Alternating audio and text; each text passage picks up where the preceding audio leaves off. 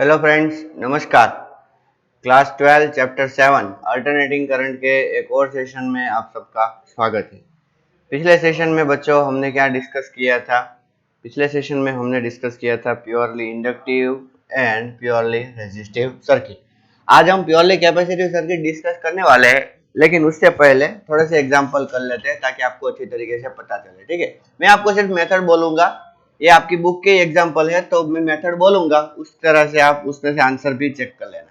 क्या दिया है देखिए, a light bulb is rated 100 volt and 220 volt supply. बच्चों रेटिंग दी है, क्या दी है? रेटिंग में 100 वोल्ट है, मतलब कि पावर आपको क्या दिया है? 100 वोल्ट। और VRMS भूलना मत, कुछ भी मेंशन नहीं किया है तब उसको VRMS मानना है। Find the resistance of the bulb. पहला आपको क्या फाइंड करना है? Resistance. Peak voltage of the source, मतलब कि V0 आपको फाइंड करना है। And RMS current through the bulb, मतलब कि आपको तीसरा क्या फाइंड करना है? IRMS। ठीक है, तो R के लिए क्या करोगे आप बच्चों? P is equals to v square upon R होता है, यहाँ पर VRMS आएगा। So what you will get for R? R is equals to v square RMS upon P। So I think easily you can solve that. Okay, और आपके पास VRMS है, तो VRMS का फॉर्मूला क्या है बच्चों? VRMS is equals to V0 upon √2। So very simple, V0 is equals to VRMS into √2। Okay, it's very simple. And IRMS, बच्चों हमारे पास VRMS है कि, तो IRMS कैसे पता चलेगा? देखिए, VRMS is equals to IRMS into R। तो आपके पास IRMS नहीं है, IRMS को सब्जेक्ट बनाओ, तो किस तरह आएगा? देखिए, I is equals to V upon R। यहाँ पर V आपको क्या रखना होगा? RMS। तो आपको कौन सा करंट मिलेगा? RMS current. ठीक है, ओके। चलिए एक और एग्जांपल ट्राई करते हैं। A pure inductor of 25 milli henry. Okay, उसका इंडक्टेंस क्या दिया है बच्चों हमें? 25 मिली हेनरी। कहने का मतलब 25 into 10⁻³ henry. Okay, is connected to the source of 220 volt. फिर से VRMS दिया है कितना? 220 volt. Find the inductive reactance. पता है ना आपको इंडक्टिव रिएक्टेंस क्या होता है? XL, इसको इंडक्टिव रिएक्टेंस बोलते हैं, वो फाइंड करना है। And RMS current in the circuit, दूसरा क्या फाइंड करना है? IRMS। देखिए बहुत सिंपल है बच्चों। If the frequency of the source is the 50 hertz, India की सर्किट है, F इज इक्वल्स टू कितना है? 50 हर्ट्ज। ठीक है, XL का फॉर्मूला है बच्चों ओमेगा L, और ओमेगा का फॉर्मूला है 2πfL। ठीक है, इसका मत भूलना, आगे जब हम रेजोनेंस और बहुत सारी चीज पढ़ेंगे उस टाइम पर XL, ठीक है, यूज में आएगा, इंडक्टिव रिएक्टेंस। तो आपके पास F और L दोनों है, so easily you can find out XL। And the next IRMS is equals to what? IRMS is equals to VRMS upon XL। क्यों? प्योरली इंडक्टर है इसीलिए। ठीक है, तो VRMS क्या आपके पास है? हाँ है, और XL क्या आपके पास है? Yes. So easily you can find out that. Okay, now example, o sorry, exercise के सम्स है ये, 3 सम्स क्या है देखिए। 100 ohm resistor is connected to the 220 volt supply. तो बच्चों ये आपको क्या दिया हुआ है? R। Connected to the 220 volt supply, मतलब कि ये आपको क्या दिया है? VRMS। एंड 50 हर्ट्ज जैसी सप्लाई, तो ये आपको क्या दिया है? F। What is the RMS value of current in the circuit? बच्चों आपको IRMS फाइंड करना है, तो IRMS इज इक्वल्स टू क्या होगा? VRMS upon R। Very simple. What is the net power consumed over full cycle? बच्चों हमने discuss किया था नेट पावर कितना कंज्यूम होगा, तो I स्क्वेयर R। ठीक है, IRMS स्क्वेयर R। अदरवाइज अगर आप मैक्सिमम का लेना चाहते हो तो क्या होगा? वो होगा I0 स्क्वेयर R/2। लेकिन हमारे पास IRMS ऑलरेडी प्रेजेंट है, so why not to put that value, and we have R also। Okay, 7.2 ये जो मैंने सॉल्व किया बच्चों, ये कौन सा सॉल्व किया? ये सॉल्व किया मैंने 7.1। अब 7.2, the peak voltage of N AC supply, ये यहाँ पे 7.2 सॉल्व कर रहा हूँ। The peak voltage from N AC supply is 300 volt. बच्चों क्या दिया है अच्छी तरीके से देखिए, पीक वोल्टेज जैसा दिया है तो इसका मतलब V0 है आपके पास, मतलब कि V maximum. What is the RMS voltage? तो आरएमएस वोल्टेज का फॉर्मूला क्या है? आरएमएस वोल्टेज का फॉर्मूला है V0 अपॉन √2। ठीक है, V0 आपके पास है तो वैल्यू रख दो। ठीक है, तो ये पार्ट हो गया हमारा ए। अभी पार्ट बी करते हैं। पार्ट बी क्या दिया है देखिए, the RMS value of current in AC circuit is 10 ampere. Okay, कितना है? I R M S 10 ampere. What is the peak current? Okay, तो आई जीरो कैसा? ठीक है, तो बहुत सिंपल है बच्चों, बहुत सिंपल ये सम है। I R M S is equals to I zero upon √2। so you have a IRMS, okay, and you have to find out I0, so easily you can find it out. So it is very simple. Now let's see 7.3. I am writing 7.3 here. What is given? A 44 millihenry inductor, so L is equals to 44 into 10 raised to minus 3 henry, okay, is connected to the 220 volt. So VRMS is given. What is the VRMS? 220 volt and 50 hertz supply, so F is equals to 50 hertz. ठीक है, determine the RMS value of current in the circuit. आपको क्या find करना है? I R M S. बच्चों same to same जो हमने किया था, क्या? I R M S is equals to क्या करेंगे? V R M S upon x l. अभी आप बोलोगे सर एक्सएल कहाँ से लाए? तो वी आर एम एस तो आपके पास है ऑलरेडी। ठीक है, एक्सएल का मतलब ओमेगा एल और ओमेगा का मतलब 2 पाई एफ। तो कितना हो गया? V R M S upon 2 pi f L. Clear? Okay, so ये 3 एग्जांपल हमने सॉल्व किए। अब डिस्कस करते हैं प्योर कैपेसिटिव सर्किट। ठीक है, हेडिंग दे दीजिए प्योर कैपेसिटिव सर्किट। कैसी सर्किट बच्चों? प्योर कैपेसिटिव सर्किट, या तो प्योर कैपेसिटिव एसी सर्किट, ऐसा भी आप बोल सकते हैं। देखिए, हमने प्योर रेजिस्टिव डिस्कस की, हमने प्योर इंडक्टिव डिस्कस की। अब आ गया है समय कि हम प्योर कैपेसिटिव डिस्कस करें। प्योर कैपेसिटिव सर्किट एग्जैक्टली तो होती नहीं, जैसा कि मैंने पहले भी बोला था कि प्योर रेजिस्टिव भी नहीं होती, प्योर इंडक्टिव भी नहीं होती, इस तरह प्योर कैपेसिटिव भी नहीं होती। सभी सर्किट में थोड़ा सा रेजिस्टेंस रहता है, थोड़ी सी हीट जनरेट होती है, मतलब थोड़ी सी इंडक्टेंसनेस भी उसमें रहती है और थोड़ा कैपेसिटेंसनेस भी उसमें रहता है। ठीक है, लेकिन पहले हम प्योर एक बार स्टडी कर ले, बाद में उनका सीरीज स्टडी करेंगे। सीरीज का मतलब कि रेजिस्टेंस और इंडक्टर का, फिर रेजिस्टेंस और कैपेसिटर का। ठीक है, आप टेंशन बिल्कुल मत लीजिए। यहाँ पर मैंने क्या कनेक्ट किया है? एक सोर्स, एसी सोर्स। ठीक है, और ये जो कैपेसिटेंस है, सॉरी कैपेसिटर है, उसका कैपेसिटेंस कितना है? C। और ये जो सोर्स है वो कितना है? V equals to V0 sin omega t।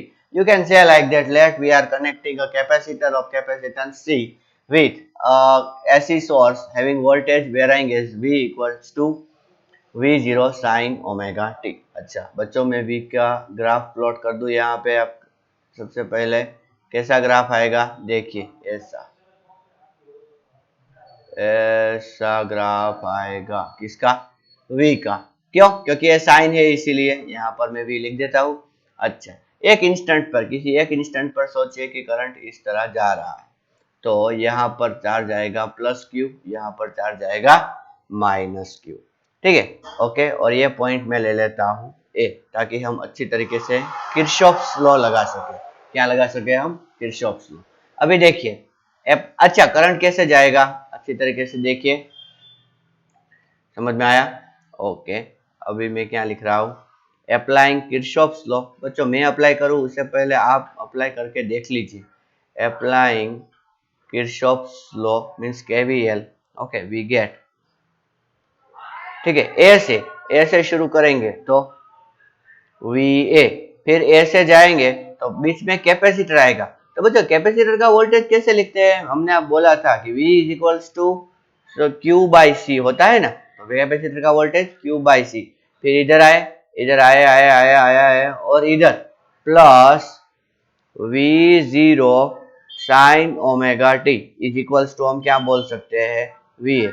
तो अभी ये वी ए कैंसिल हो गया, वी ए कैंसिल हो गया। समझ में आया अच्छी तरीके से आपको?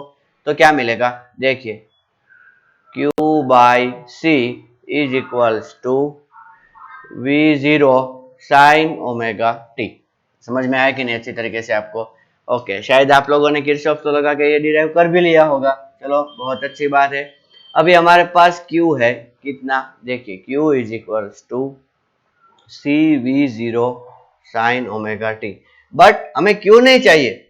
देखो अगर Q चाहिए तो आपके पास ये रिलेशन अच्छा आ गया, लेकिन वी वांट I, हमें क्या चाहिए, I करंट चाहिए। तो करंट आपके पास चार्ज है और आपको करंट चाहिए, तो क्या करना पड़ेगा, you have to take one time derivative with respect to time. I is equals to dq by dt. Okay, so let's take derivative with respect to time. तो क्या आएगा, देखिए यहाँ पर see we zero sine omega t लिख रहा हूं। Okay, सब कुछ सेम चलेगा जैसा कि हमने डेरिवेटिव में सीखा है। ठीक है, सी वी जीरो तो कांस्टेंट है तो वो बाहर आ जाएगा।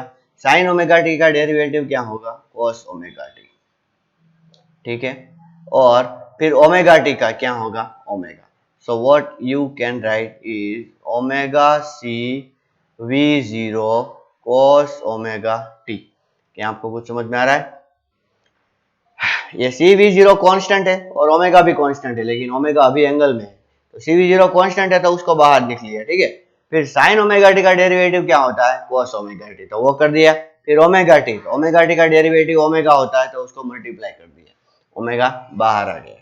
ठीक है, अच्छा तो क्या आएगा, देखिए मैं इसको कुछ इस तरह लिखना चाहता हूं, किस तरह, v zero upon one upon omega c. क्या हम लिख सकते हैं, सोचो एक बार सोच के देखो। Omega c is in the numerator, so can we write it in the denominator of the denominator? Yes, we can write like that. Okay, तो यहाँ अच्छा मैंने ओमेगा सी लिख दिया, अभी मेरे दिमाग में ओमेगा सी चल रहा था, एक्चुअली यहाँ पर तो क्या आएगा, ओमेगा टी। ठीक है, समझ में आया कि नहीं? ओके, अभी ये जो नई टर्म हमने यहाँ पे डेवलप की है वन अपॉन ओमेगा सी, इसको हम बोलेंगे वी जीरो अपॉन एक्स सी। ठीक है, क्या बोलेंगे, we zero upon x C. X सी क्या है, it is a capacitive reactance. क्या है ये, कैपेसिटिव रिएक्टेंस। बच्चों हम रेजिस्टेंस नाम देते थे, अभी रिएक्टेंस देने लगे, क्यों, बिकॉज दिस इज चेंजिंग।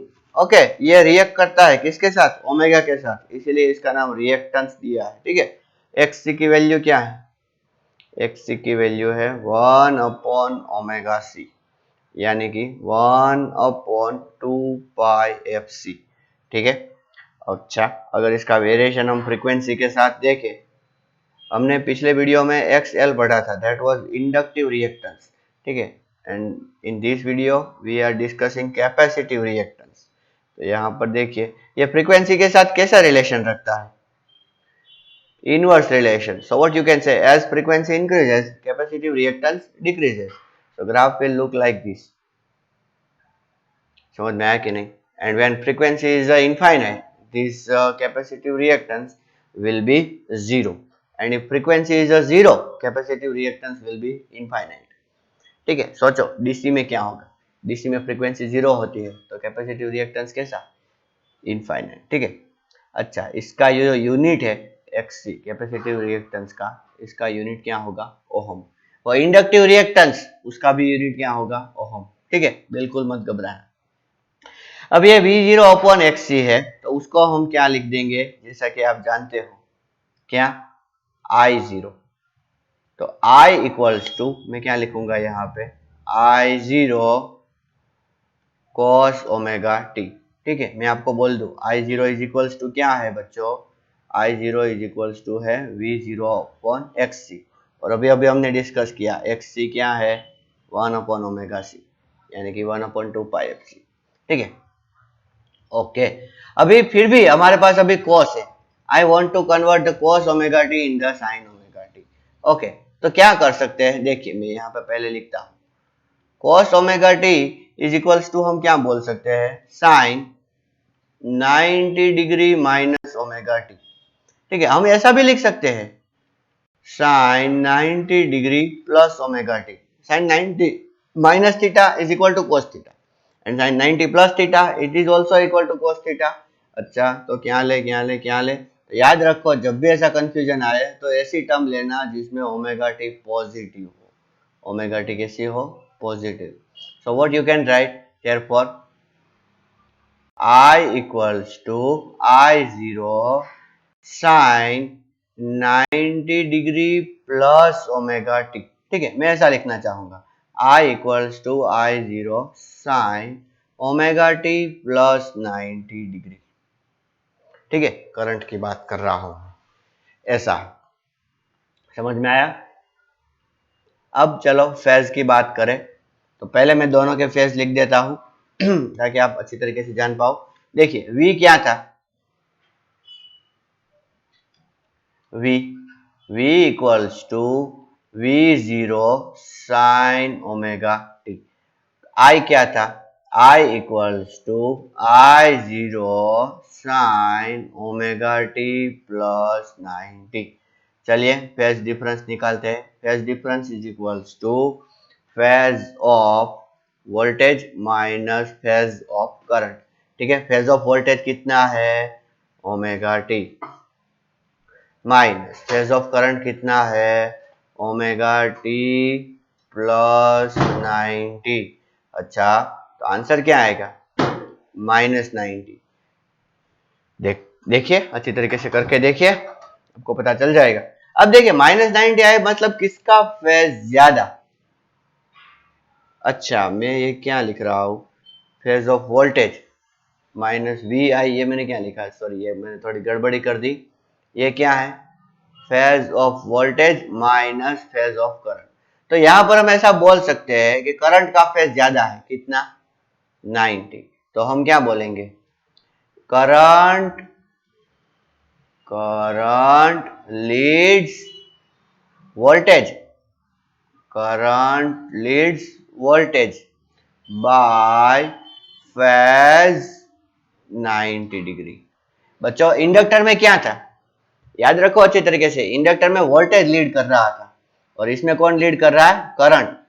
या तो हम ऐसा भी बोल सकते हैं voltage legs current, voltage legs current by phase 90 degree. ठीक है, वोल्टेज लेग कर रहा है।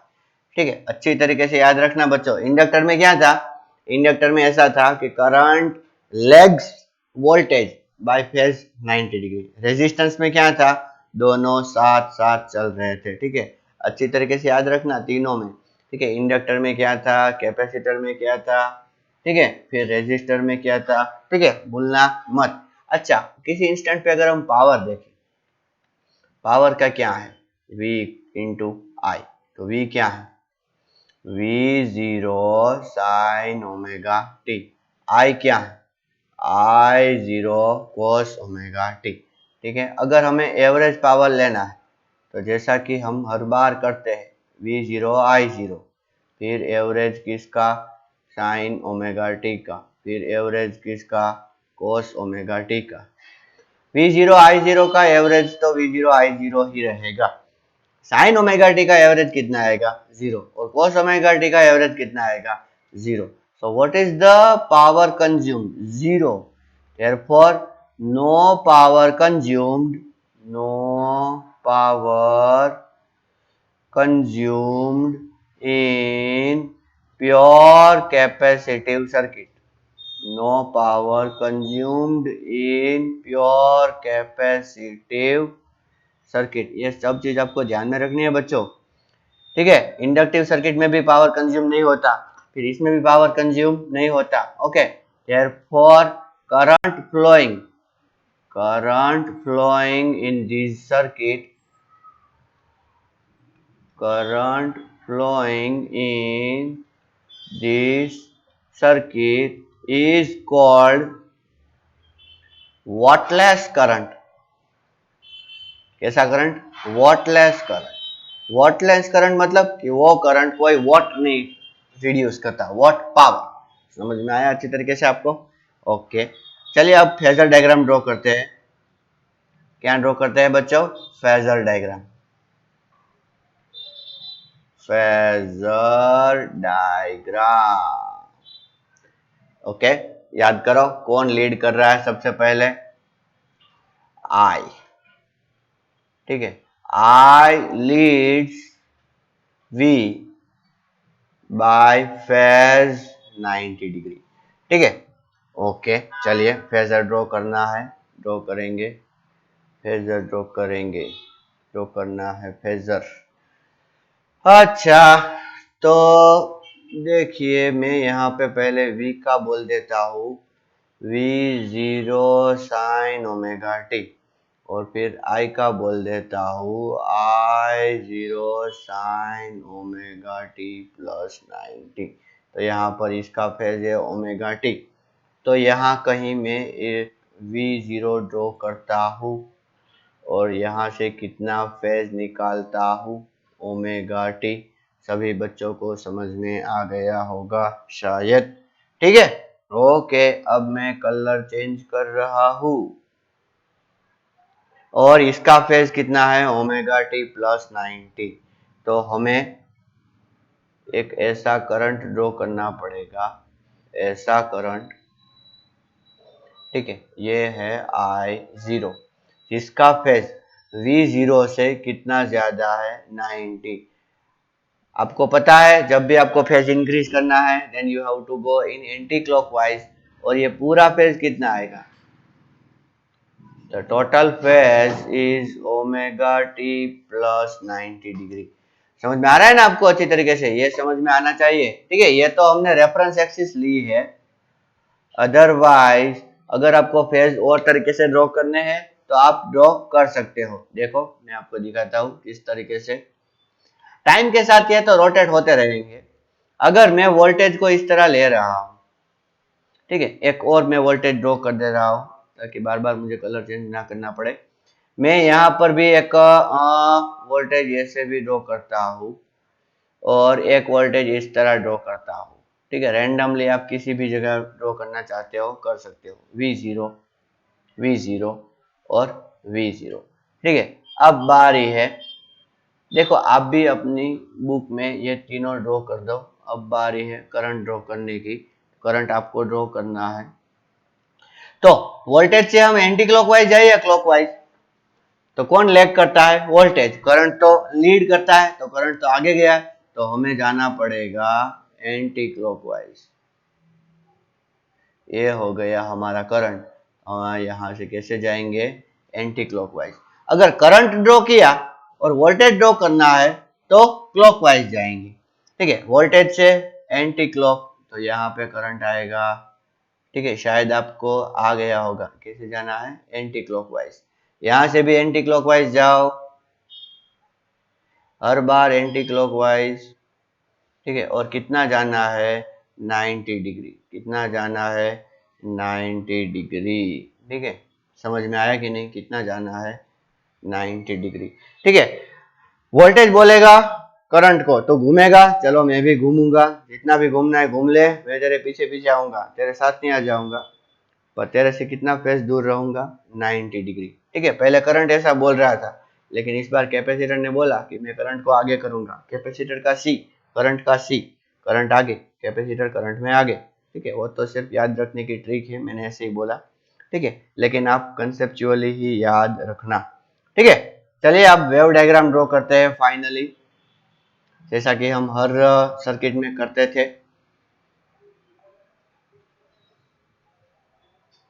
वेव डायग्राम, वेव डायग्राम में पहले मैं वोल्टेज ड्रॉ कर दे रहा हूं,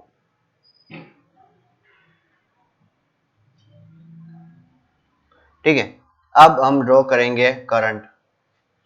क्या ड्रॉ करेंगे बच्चों, करंट, ठीक है। मैं आपको बोल देता हूँ वोल्टेज का फॉर्मूला क्या था, V equals to V0 sine omega T, और I का फॉर्मूला क्या था, I0 कोस ओमेगा टी। तो डायरेक्टली अगर आप कोस ओमेगा टी का ग्राफ ड्रॉ करते हो तो भी कोई प्रॉब्लम नहीं है। किस तरह, देखिए यहाँ से वो शुरू होगा, जब करंट जीरो होगा तब वोल्टेज मैक्सिमम, और जब वोल्टेज जीरो होगा तब करंट मैक्सिमम। यहाँ ऐसे, यहाँ मैक्सिमम, फिर यहाँ आएगा, ठीक है।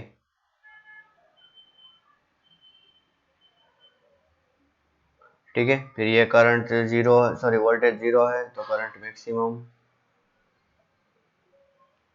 समझ में आया कि नहीं? देखिए ये जो है ये किसका ग्राफ है? करंट का, ठीक है। रेड वाला करंट का, और ब्लू वाला किसका? ब्लू वाला वोल्टेज का, ब्लू वाला है वोल्टेज का, ठीक है। अच्छा, तो अब देखिए ये मैंने आपको पहले भी बोला था कि अगर आपको ऐसे मालूम करना है कि कौन आगे है कौन पीछे है, तो आपको सेम फैशन में देखना है। देखिए ये भी नीचे आ रहा है, ये भी नीचे आ रहा है, समझ में आ रहा है? दोनों करंट भी नीचे आ रहा है और वोल्टेज भी नीचे, लेकिन पहले किसने कट कर दिया? करंट ने। तो इसका मतलब करंट लीड कर रहा है, ठीक है। कितने डिग्री से? 90 डिग्री से, वो हमने प्रूव किया। समझ में आया कि नहीं? सो what you can say that this is a pure capacitive circuit, जिसका हमने वेव डायग्राम डिस्कस किया, जिसका हमने फेज डायग्राम डिस्कस किया, जिसका हमने कैपेसिटिव रिएक्टेंस डिस्कस किया, ठीक है, पावर कंजम्पशन डिस्कस किया। मतलब कि ऑलमोस्ट सारी चीज हमने इसमें डिस्कस कर ली। एक चीज मैं बोलने वाला था कि कैपेसिटर जब चार्ज होता है, जब वोल्टेज बढ़ता है ना, तो यहाँ पर चार्जिंग होता है, यहाँ डिस्चार्जिंग, फिर यहाँ पर चार्जिंग, फिर यहाँ पर डिस्चार्जिंग। तो पूरी साइकिल में चार्जिंग जितना होता है उतना ही डिस्चार्जिंग होता है। इसका मतलब जितना वो करंट लेगा, पावर लेगा, उतना ही पावर देगा। तो इसका मतलब क्या है कि net power consumption will be zero, ठीक है। तो बच्चों आज हमने क्या डिस्कस किया? Pure capacitive circuit. तो यहाँ पर हमारे pure inductive, pure resistive and pure capacitive circuit got discussed, and in the next section we are going to discuss their combinations. Okay, thank you and namaskar.